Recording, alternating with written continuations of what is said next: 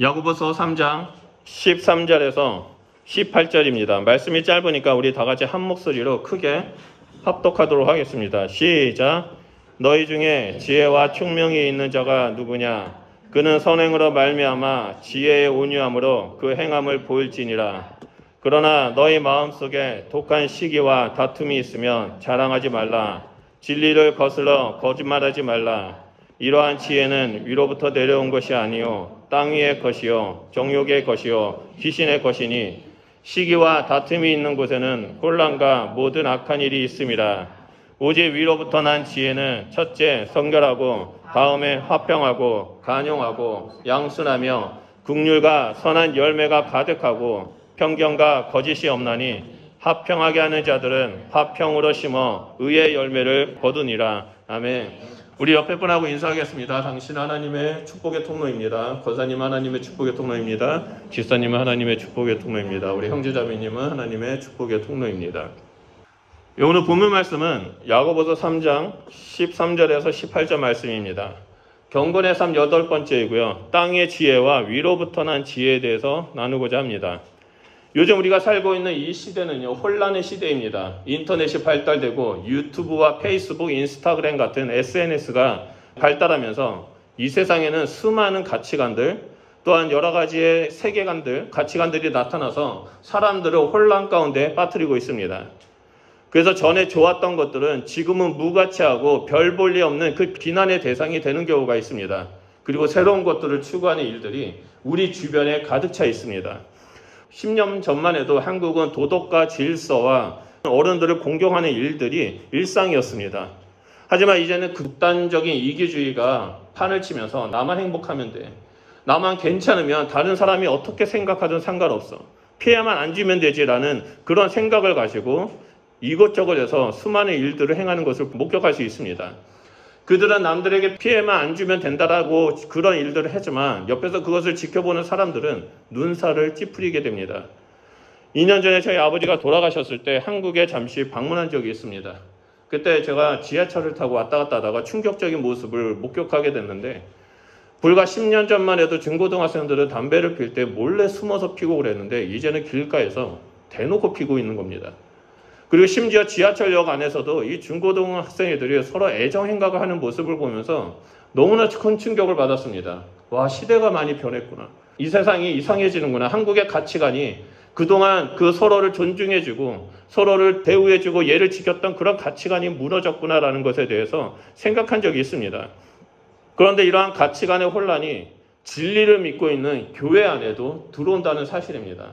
이로 인해서 본질이 되는 참된 신앙은 무너지고 믿음 자체가 흔들리고 있습니다. 교회가 무엇인지, 예수님을 믿는 자의 삶은 무엇인지에 대해서는 무관심하게 되었습니다. 이러한 신앙의 혼란 가운데 이 거짓 신앙을 하는 사람들에게 야고보는 편지를 씁니다. 야고보는 예수님을 믿고 구원받은 성도의 경건한 삶이 무엇인지를 알려주기 위해서 이 야고보서를 통해서 경고하고 있습니다. 시대는 다르지만 복음은 늘 세상의 가치관과 거짓된 진리에 도전을 받았습니다. 초대교회 때부터 거짓 교사, 거짓 지혜자들이 숨어 있어서 사람들을 유혹했습니다. 그래서 믿음의 길을 걸어가지 못하도록 방해를 했죠. 이런 거짓 교사들은 우리가 쉽게 분별할 수 있는 이단들만을 말하는 것이 아닙니다. 이단은 아니지만 교회 내에서도 하나님의 말씀을 이용해서 자신의 생각을 주입해가지고 자기 주관대로 신앙생활을 하도록 만드는 사람들이 있다는 겁니다. 이들은 스스로 선생이라고 말하면서 사람들을 선동하고 이끌어갑니다. 그리고 내 생각이 맞다라고 강조합니다. 거짓 교사들은 2000년 전에도 있었고 그리고 지금도 있습니다. 무엇보다도 우리 주님 오시는 그날까지 이들은 계속해서 살아남아서 믿음의 사람들, 하나님의 백성들을 유혹할 것입니다. 예수님은 마태복음 24장 24절에서 거짓 그리스도들과 거짓 선지자들이 큰 표적과 기사를 보여 할 수만 있다면 택하신 자를 미혹하게 할 것이라고 말씀하셨습니다. 그 외에도 요한계시록을 봐도 마지막 때에 이 거짓 교사들이 일어나서 성도들을 미혹해서 진리의 길을 떠나도록 만들고 악마의 표를 받도록 유혹하는 일들이 나타난다라고 말하고 있습니다. 여러분, 거짓 교사들은 우리 주변에 늘 있습니다.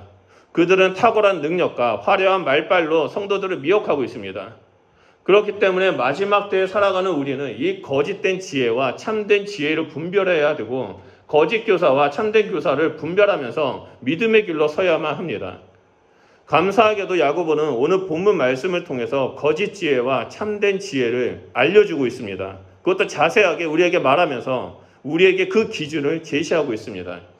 그래서 오늘 이 시간에는 이 경건의 삶 8번째로 땅의 지혜와 위로부터 난 지혜, 하나님이 주신 지혜를 살펴보면서 우리 삶 가운데 적용하는 시간을 가지고자 합니다.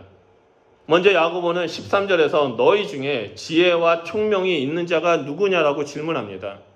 이 질문은 스스로 생각하기에 너희 중에 지혜가 있고 총명이 있다고 생각한 사람은 손들어봐라 라고 질문한 것이 전혀 아닙니다. 이 질문은 이미 해답을 가지고 질문한 겁니다. 수사학적 질문이라고 하죠. 내가 답을 말하기 전에 이 질문을 한 다음에 바로 야고보는 이어서 답을 말합니다. 너희는 지혜와 총명이 있다고 생각하느냐? 그렇다면 그 지혜와 총명을 행함으로 증명해봐라 라고 묻는 겁니다. 야고보는 지금 스스로 선생이라고 말하면서 나는 지혜가 있어, 나는 총명해. 그러니 너희는 내 말을 듣고 나를 따라야 돼. 내가 가르치는 복음이 진짜 복음이야 라고 말하는 이 거짓 교사들을 향해서 경고하고 있는 것입니다. 말로만 떠들지 말고 지혜를 온유함으로 나타내라 라고 말하고 있습니다. 여러분, 지혜와 총명은 온유함으로 나타납니다. 참된 지혜는 선행을 통해서 증명이 됩니다. 그 이유는 성경에서 말하는 이 지혜는 하나님을 알고 하나님의 뜻이 무엇인지 분별하는 것이기 때문입니다. 그렇다면 총명은 무엇입니까? 총명은 지혜를 통해서 하나님의 뜻을 알게 됐다면 그 하나님의 뜻을 삶 속에 적용할 수 있도록, 그리고 하나님의 뜻을 순종하며 살아갈 수 있도록 만들어지는 능력을 말합니다. 그렇기 때문에 하나님을 알고 하나님 뜻대로 행하는 자는 선을 행함으로 나타냅니다.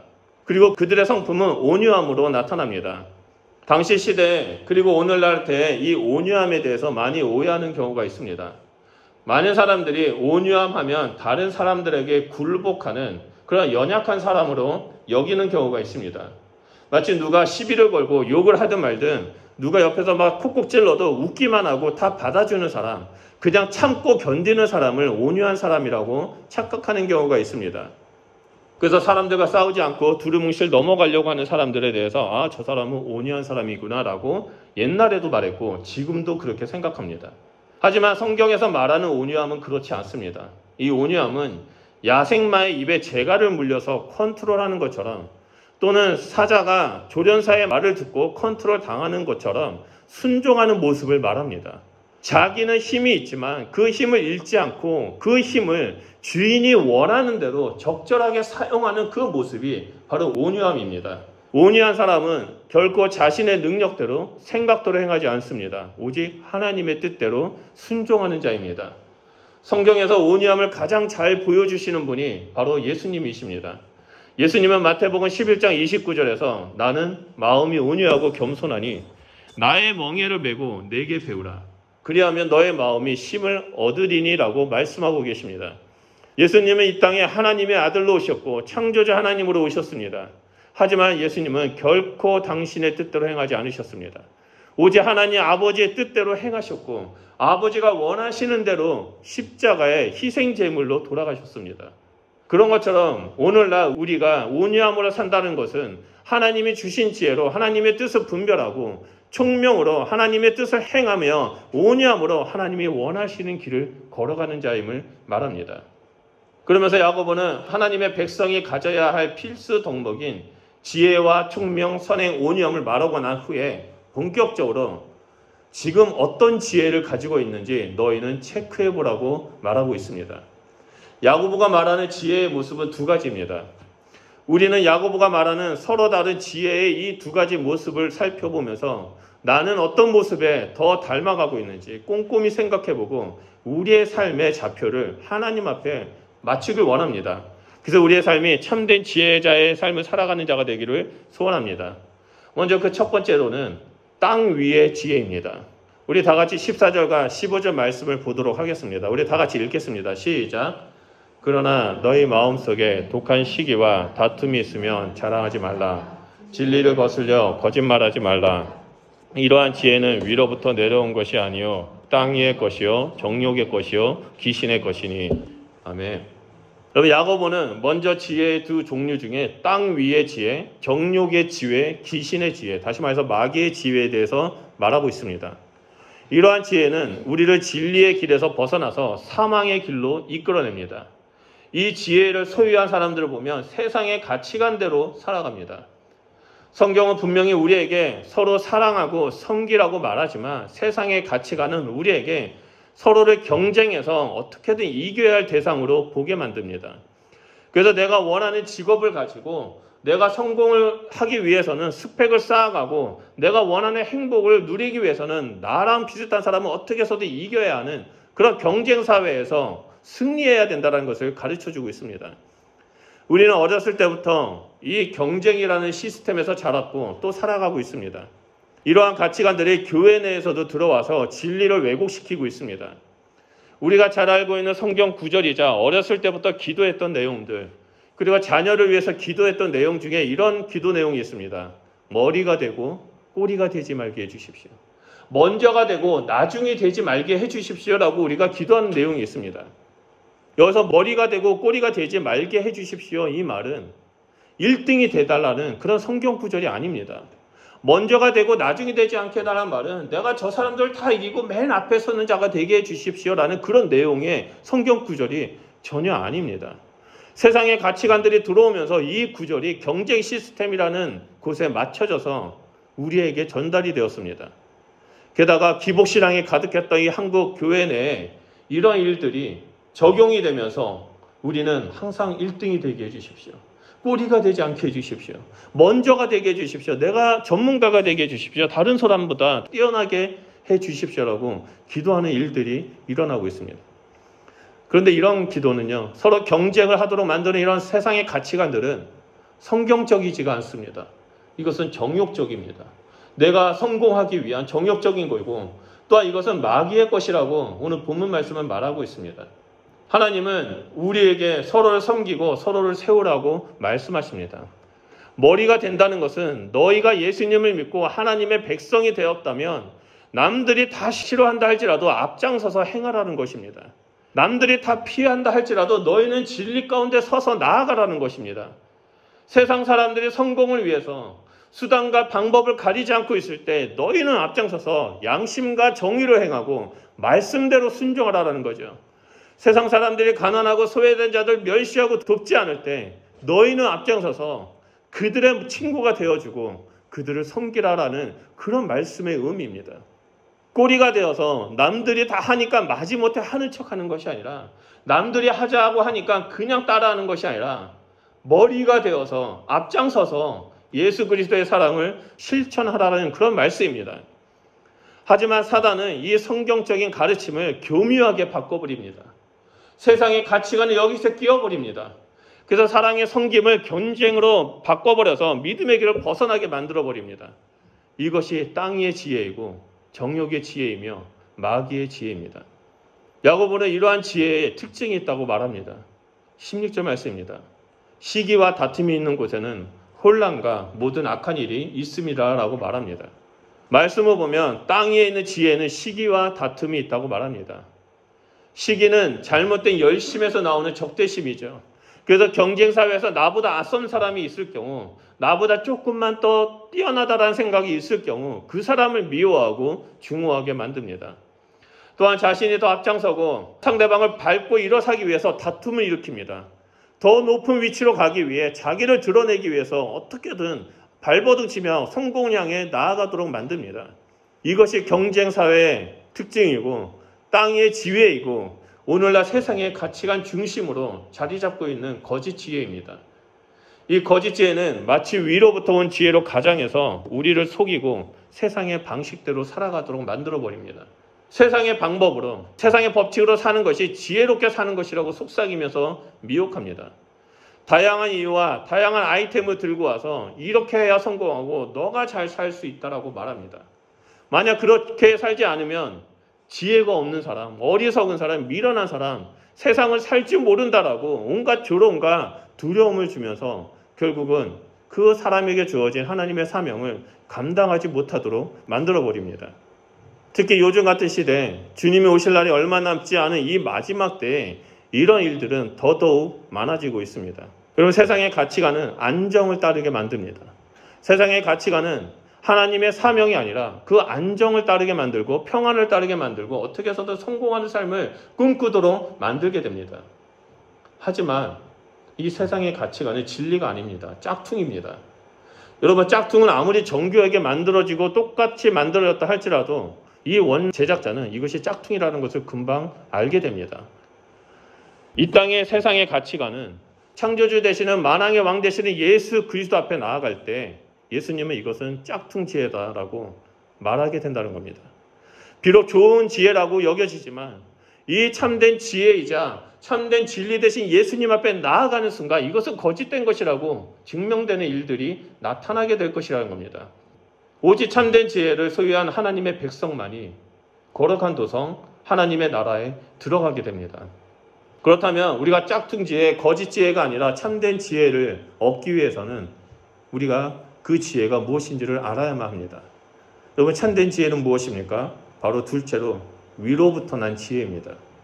17절 말씀을 보면 오직 위로부터 난 지혜는 첫째 성결하고 다음에 화평하고 간용하고 양순하며 긍휼과 선한 열매가 가득하고 편견과 거짓이 없다라고 말하고 있습니다.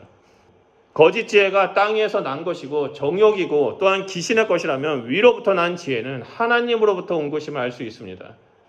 하나님으로부터 온 지혜는 경쟁을 부추기지 않습니다. 참된 지혜는 성공을 향해 나아가도록 우리를 선동하지 않습니다. 모두 다 서로 하나 되어 하나님 나라의 공동체를 이루도록 만드는 것이 참된 지혜이고 위로부터 온 지혜입니다. 그러기 위해서는 우리 내면 가운데 성결과 화평과 간용과 양순과 긍휼과 같은 선한 열매를 맺고 편견과 거짓이 아닌 화평을 이루는 자가 되어야 한다라고 야고보는 말합니다. 아무리 능력 있고 말을 잘한다 할지라도 그 사람이 가는 곳곳마다 화평이 깨지고 분란이 일어난다면 그 사람은 과연 위로부터 난 지혜인지 아니면 땅에서부터 난 지혜를 소유하고 있는지를 우리는 알아야만 합니다. 야고보 시대는 헬라 철학과 헬라 사상이 가득 찬 시대였습니다. 그래서 모든 사람들은 이 헬라 철학의 영향을 받았습니다. 그래서 당시에 지혜로운 자라고 하면 헬라 철학에 능통하고 헬라 철학에서 가르쳐주는 그 논쟁, 그 언어를 잘 말하면서 논쟁을 잘하는 사람을 지혜자로 여겼습니다. 그래서 그 지식을 통해서 말을 잘하는 사람이 우리의 선생이다라고 사람들이 여겼습니다. 한마디로 말빨이 있는 사람이 지혜자고 최고의 선생이라고 여겼던 겁니다. 그런데 이런 지혜 있는 사람들이 가는 곳곳마다 다툼이 일어나고 분쟁이 나타났습니다. 문제는 이런 사람들이 복음을 듣고 교회 안에 들어오기 시작했다는 겁니다. 예수님을 믿는다면 이전 삶을 다 버리고 오직 말씀대로 굳건히 서야 되는데 믿음대로 살아가야 하는데 이 사람들은 스스로 계속 선생이라고 자처하면서 말씀과 헬라 철학을 짬뽕으로 섞어버려가지고 거짓된 지혜를 가르치고 있는 겁니다. 그런 자들에게 야고보는 너희가 가지고 있는 지혜는 세상의 것이고 정욕적인 것이며 마귀의 것이라고 말합니다. 그리고 참된 지혜는 하나님이 주신 지혜로서 화평과 간용과 양순과 긍휼과 같은 선한 열매이고 편견과 거짓이 없다라고 말합니다. 이것이 하나님이 주신 참된 지혜자의 모습이라고 가르쳐주고 있는 겁니다. 참된 지혜자의 모습을 하나하나 살펴보면 제일 먼저 성결이 나옵니다. 제일 먼저 성결을 말한다라는 것은 하늘로부터 오는 지혜에 있어서 성결이 가장 중요하기 때문입니다. 왜 그렇습니까? 하나님은 거룩하신 분이시기 때문입니다. 거룩하신 하나님으로부터 나오는 지혜이기 때문에 이 지혜 역시 거룩한 가운데 우리가 있을 때 받을 수 있다는 겁니다. 하나님의 지혜를 소유하고자 하는 자는 거룩함을 지켜야만 합니다. 성결한 생각을 해야 되고 성결한 삶을 통해서 하나님의 지혜가 나타나고 하나님의 역사심이 나타난다는 겁니다. 그리고 두 번째로 야고보는 화평을 말합니다. 화평은 세상의 지혜가 다툼과 분쟁을 낳는 것과는 완전 반대되는 모습입니다. 하나님이 주신 지혜는 하나님과 이웃 간의 화평을 이루도록 만들어줍니다. 몇 년 전에 제 후배 목사가 저한테 연락이 왔습니다. 주보주 하나 만들어주세요라고 해가지고 저랑 똑같은 주보 이거 있잖아요. 3단으로 접는 거. 그거를 그냥 보내줬습니다. 이거 그냥 글씨만 바꿔서 써라라고 보내준 적이 있습니다.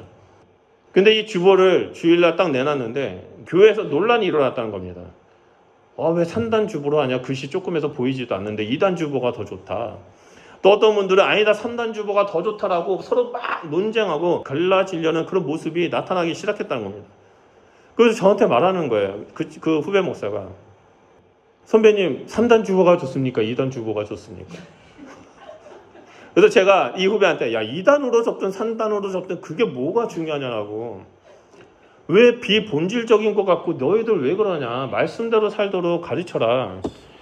2단이 중요한 게 아니고 3단이 중요한 게 아니다. 이거는 그냥 비본질적인 거니까 그냥 묵묵히 나아가라라고 말한 적이 있습니다. 그 외에도 선배 목사님이나 또 동기 목사들 얘기를 들어보면 뭐 점심을 국밥으로 먹느냐 샌드위치로 먹느냐 반찬을 한 개 하느냐 김치를 놓느냐 마느냐 가지고 서로 싸우고 논쟁하는 일이 있다고 합니다. 우리가 이 비본질적인 것에 대해서 소모적으로 논쟁할 필요가 없습니다. 이것은 어리석은 일입니다. 우리는 논쟁하는 자가 아니라 화평을 이루는 자라는 것을 우리가 기억해야만 합니다. 우리가 화평을 이루는 데 있어서 비본질적인 것을 본다면 우리는 다툴 수밖에 없습니다. 하지만 말씀 가운데 서 있는다면 우리는 화평을 누리는 자가 될 수 있습니다. 그리고 세 번째로 야고보는 지혜의 특징으로 간용을 말합니다. 간용은 참된 진리를 얻기 위해 내가 가지고 있는 권리를 포기하고 다른 사람을 용납하는 것입니다. 그 사람을 받아주는 겁니다. 내 생각과 다르다고 해서 그 사람이 틀린 것이 아니라 이 사람은 이렇게 생각할 수 있구나.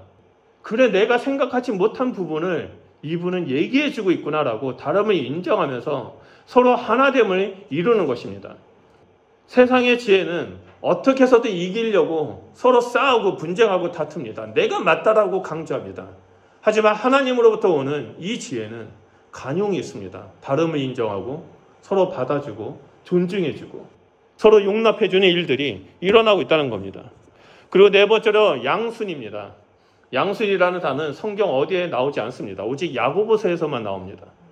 양순은 굳은 마음이 아니라 부드러운 마음, 진리의 가르침을 잘 따르는 순종의 태도입니다.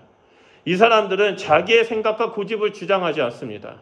새로운 진리가, 말씀에 나타나는 진리가 딱 나타났을 때, 레마로 받았을 때 내 생각을 버리고 그래 이것이 진리야.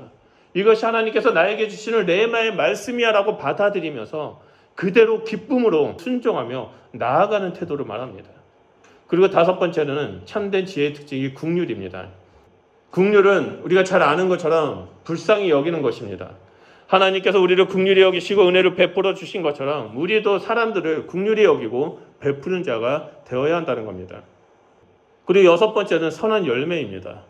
이 선한 열매는 앞에 나왔던 국률과 함께 연결이 되고 함께 작동합니다. 국률이 있다면 선한 열매로 나타내야 한다는 거죠.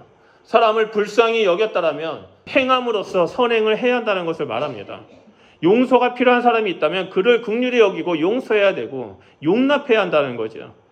도움이 필요한 사람이 있다면 그 사람을 도우면서 선한 열매를 맺어야 한다는 것을 말합니다. 그리고 일곱 번째는 편견이 없는 겁니다. 차별하지 않는 겁니다. 4주 전에 야고보서 2장 말씀을 통해서 사람의 겉모습을 보고 차별해서는 안 된다라고 말씀드린 적이 있습니다. 차별은 참된 지혜가 아닙니다. 사람을 선입견으로 보고 들리는 소문으로 그 사람을 판단하는 것은 죄이고 마귀의 지혜라는 사실을 우리는 명심해야만 합니다. 위로부터 난 지혜는 편견이 없습니다. 차별이 없습니다. 그 사람을 그대로 있는 모습 그대로 받아주고 그리고 있는 모습 그대로 사랑하는 것이 위로부터 난 지혜의 특징입니다. 그리고 마지막 여덟째는 거짓입니다. 이 거짓은 흔히 우리가 말하는 거짓말하다 그런 거짓이 아니고 헬라어로 아니포크리토스입니다. 이 거짓은 이 초대교회 시대에 연극 배우들이 말할 때 사용되는 단어였습니다. 당시에 연극 배우들은요, 무대에 서서 자신의 역할을 감당하기 위해서 가면을 쓰고 연기했습니다.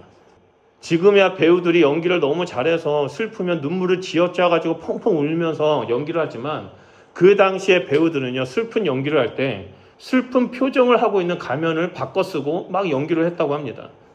이제 기쁜 상황을 연기할 때는 기쁜 표정의 가면을 쓰고 막 연기를 했고 화났을 때는 그 화나는 표정, 무서운 표정의 가면을 쓰고 연기를 했다고 합니다. 그래서 이 거짓이 없다라는 것은 자신의 원래 모습을 숨기고 나는 괜찮은 척, 나는 좋은 사람인 척, 그 가면을 쓰고 살아가는 사람들을 말하는 것입니다. 야고보는 그 가면을 벗어버리라고 말합니다. 거짓이 없다는 것은 자기의 원래 모습을 숨기기 위해서 가면을 쓰는 것이 아니라 그 가면을 벗어버리라는 거죠. 여러분, 예수님이 바리새인들에게 뭐라고 말씀하셨습니까? 회칠한 무덤이라고 말했습니다. 외식하는 자라고 말했습니다. 이 사람들은 사람들 앞에서 거룩한 척하면서 그 가면을 계속 쓰고 있던 자였습니다. 그런데 오늘날에도 우리가 하나님 앞에 나아갈 때 있는 모습 그대로 나아가는 것이 아니라 하나님 앞에 나는 괜찮은 척, 사람들 앞에 나는 이런 척하고 나아가는 경우가 너무나 많습니다. 내가 아프면 하나님 저는 아픕니다라고 소리 질러야만 합니다. 우리가 지금 그 묵상하는 욥기를 보십시오. 하나님 저 너무 아픈데 왜 아무 말씀 안 하십니까? 라고 막 소리 지르지 않습니까? 그런 것처럼 거짓이 없다라는 것은 하나님 앞에 내 마음에 있는 모든 것들을 다 토해내고 사람들 앞에서 진실된 모습 그대로 다가가는 것입니다. 여기서 한 가지 더 말씀드린다면 앞에 봤던 편견과 거짓은 함께 나타납니다. 이 거짓된 모습과 거짓된 지혜로 당을 만들고 구별해서 이 사람은 내 편, 이 사람은 다른 편 이렇게 나누는 것이 편견과 거짓의 모습이 함께 나타나는 모습입니다. 하지만 지혜는 이런 편견이 없어지고 거짓이 없어지다 보니까 구별하지 않습니다. 위선을 행하지 않습니다. 오직 공평함과 신실함으로 서로 하나됨을 이루는 자가 된다는 겁니다. 이렇게 위로난 지혜의 특징을 말하고 야고보는 결론적으로 18절에 이렇게 말합니다. 화평하게 하는 자들은 화평으로 심어 의의 열매를 거둔다라고 말합니다. 방금 우리가 살펴봤던 참된 지혜의 특징을 보면 그 8가지 중에 화평을 말하고요. 그리고 18절에 2번 화평을 또 반복해서 말합니다. 이 화평은 헬라어 원문 성경을 그대로 직역해서 말하면요. 의의 열매는 화평 중에서 화평을 만드는 자들에게 심겨진다라고 말합니다. 쉽게 말한다면 하나님을 믿는 성도들은 화평을 만드는 삶을 살아야 한다라는 것을 강조한 것입니다. 여러분, 세상 지혜는 결코 화평을 만들지 않습니다. 왜냐하면 세상은 경쟁자를 이겨야 된다는 거죠. 화평을 만들기 위해서는 자신의 힘과 능력으로 권력으로 상대방을 짓눌러야지만 화평을 만든다라고 생각하고 있기 때문입니다. 예수님은 하나님 나라의 법칙, 산상수훈을 통해서 우리에게 말씀하실 때 마태복음 5장 9절에 이렇게 말씀하셨습니다. 화평하게 하는 자는 복이 있나니 그들이 하나님의 아들이라 일컬음을 받을 것이며라고 말씀하셨습니다. 세상은 힘과 권력과 무기로 자신의 능력으로 화평을 이룬다고 말하지만 성경은 성결과 화평과 간용과 양순과 국률과 선한 열매와 편견과 거짓이 없는 것으로 화평을 만든다라고 말하고 있습니다. 그렇기 때문에 너희는 서로를 섬기면서 있는 모습 그대로 서로를 받아주면서 화평으로 의의 열매를 거두라라고 말하고 있습니다. 우리는 오늘 말씀을 통해서 내가 가는 곳마다 분란과 분쟁이 있는가 아니면 화평이 있는가를 살펴봐야 합니다. 내가 머무는 곳에 분란과 분쟁이 있다면 지금 내가 땅의 지혜 가운데 있는가, 정욕의 지혜 가운데 있는가, 마귀의 지혜에 속하고 있는가에 대해서 빨리 깨닫고 그 자리에서 내려와야만 합니다. 그리고 우리는 위로부터 난 하나님의 지혜를 구하면서 화평을 이루는 자가 되어야만 합니다. 예수님은 이 땅에 오셔서 화평케 하는 삶이 무엇인지를 보여주셨습니다. 우리에게 완벽한 본을 보여주셨습니다. 그 모습은 서로를 섬기는 겁니다. 이웃을 나보다 더 높이고 나를 더 낮추고 함께 하나됨을 이루는 모습입니다. 그리고 그런 예수님께서 우리에게 이 참된 지혜의 길, 화평의 길로 오라고 초청하고 계십니다. 말로만 초청하는 것이 아니라 그렇게 살라고 말씀하시고 그렇게 살 수 있도록 우리에게 보혜사 성령님을 보내주셨습니다. 그래서 성령님께서 우리와 함께 하실 때 우리는 오늘 본문 말씀에 나오는 위로부터 난 지혜의 특징인 성령의 열매를 맺는 삶을 살게 된다는 겁니다. 오늘 함께 예배드리는 우리 성도님들은 오늘 본문 말씀에 나오는 2가지 지혜 중에 어느 부분을 더 따르고 있습니까? 다른 사람들이 잘 되는 것을 보면 배가 아픕니까? 시기와 질투가 납니까? 아니면 세상의 가치관에 따라 목표를 이루기 위해 성공하기 위해 다른 사람들과 경쟁하면서 어떻게든 이기려고 아둥바둥 노력하고 있지 않습니까? 다른 사람의 연약한 점을 보며 긍휼히 여기는 것이 아니라 이때다라고 생각하고 지적하며 비방하며 물고 늘어지고 있습니까? 아니면 날마다 하나님 앞에 엎드려서 하나님 저는 죄인입니다. 하나님께서 저에게 지혜를 부어주시지 않는다면 하나님 저에게 긍휼과 은혜를 베풀어 주시지 않는다면 저는 이 땅에서 하나님의 사람으로 살 수 없습니다라고 고백하면서 성령 충만함을 구하고 계십니까? 우리는 성령님과 함께 온유함과 겸손함으로 내 생각, 내 권리를 포기하는 자가 되어야만 합니다. 화평을 이루는 삶을 살아야만 합니다. 여러분이 살아가고 있는 이 삶은 무엇이고 지금 여러분이 맺고 있는 그 열매는 무엇입니까? 방금 드렸던 이 질문들을 곰곰이 생각해 보시기 바랍니다. 참된 부흥은 성령이 임하고 병자가 일어나고 귀신이 쫓겨나는 것만이 참된 부흥이 아닙니다. 진정한 부흥은 우리의 내면이 변하고 우리의 삶 가운데 성령의 열매를 맺는 삶을 사는 것입니다. 믿음의 행함으로 나타나는 삶을 사는 것입니다. 하나님은 우리에게 땅의 지혜가 아니라 위로부터 난 하나님의 지혜로 살아가라고 명하고 계십니다. 정욕의 지혜가 아니라 예수 그리스도를 믿음으로 나타난 의의 지혜를 행하며 나아가라고 말씀하십니다. 마귀의 지혜가 아니라 보혜사 성령님이 주시는 그 지혜와 계시의 영을 따라 순종하며 살아가라고 말씀하고 계십니다. 그렇기 때문에 우리는 날마다 하나님 앞에 엎드려야만 합니다. 하나님 지혜를 부어주십시오. 하나님 내 삶 가운데 성령 충만함을 부어주십시오. 그렇게 우리가 하나님 앞에 구할 때 하나님 우리를 꾸짖지 아니하시고 가장 좋은 곳으로 우리를 가득 넘치도록 지혜를 부어주실 것입니다. 지금 야고보는 우리에게 이렇게 말합니다.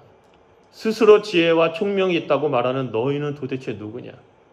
너희가 지혜와 총명이 있다면 그 지혜가 위로부터 난 지혜인지 아니면 땅에서 난 지혜인지 너희가 행함으로 너의 삶으로 증명해라라고 우리에게 말하고 있습니다.